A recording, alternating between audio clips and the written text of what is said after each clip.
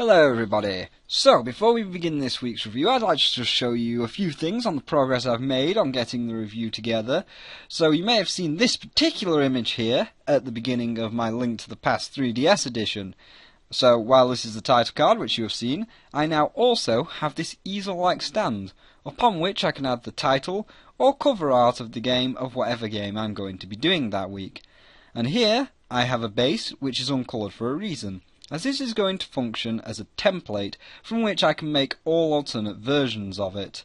For this week I'm going to be using the one still image that you will see in this review, as this is kind of a special picture in which I'm dressed up. Eventually I plan to make this particular base though 100 times over, each with a different expression and position, to turn it into a full-on animation.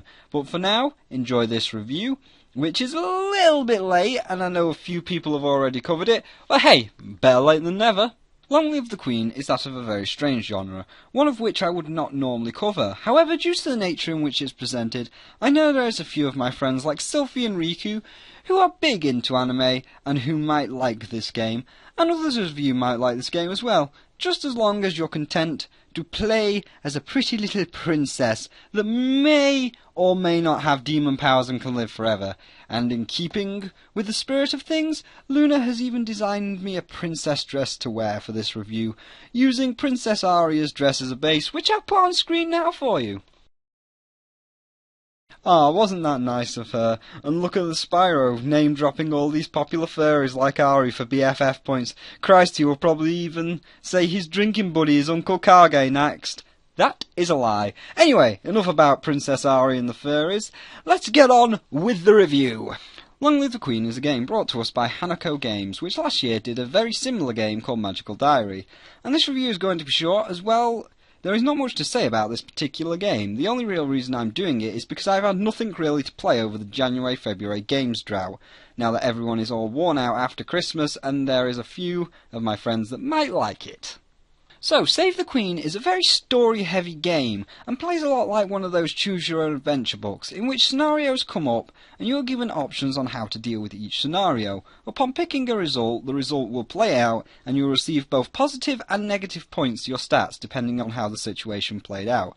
From this, your goal is to tailor your character to be a strong enough princess to take your mother's place as queen. However, there's more to it than that, as this being an anime story, there is some magic blended in, some kind of crystal that makes you live forever or something, and a whole other kettle of fish. I did not really get that far, not because the game is bad, but more because I failed a few times. You see, the decisions you make can impact you to the point where you can be assassinated or die or fail in some other way, so you have to learn what the best course of action is to take. Unfortunately, it does seem that there is only so many preset scenarios the game has loaded into it, and while I did get them in a different order, depending on what options I picked, they were all mostly the same, meaning that I could remember my options and pick different ones to better myself for from the last play.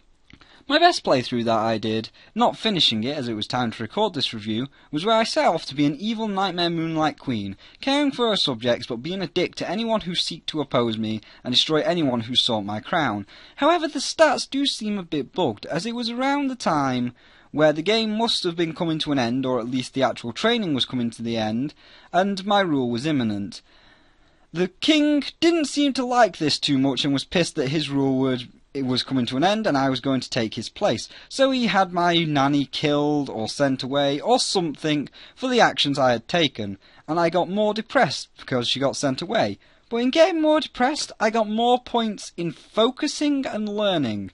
Okay, Japan, I know you have some strange ways of thinking, but when you get depressed, that does not make you focus more on your goals or become more active. If anything, it's quite the opposite. But that's a minor nitpick. The story was engaging enough to make me keep reading and see what happens next, and it was fun sitting there, really thinking about the choices to pick to try and make sure I did not screw up and get negative points that would affect me in the future and possibly be my downfall. As for the graphics, they are very heavily inspired from Sailor Moon. Your princess herself almost looks like a Sailor Scout and probably will become one once she uses the magic stone to live forever, if you even get that far.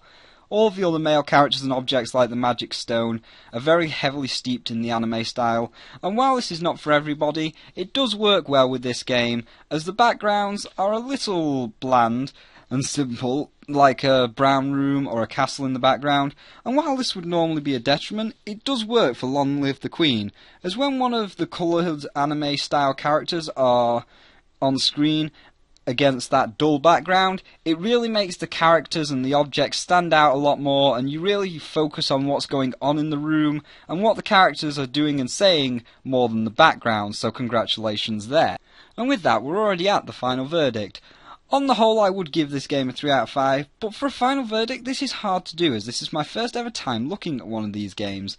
And being really, all it is just watch the scenario and pick an option. How do you rate something like that fully and in-depth, like a AAA game, or even an indie game like Terraria?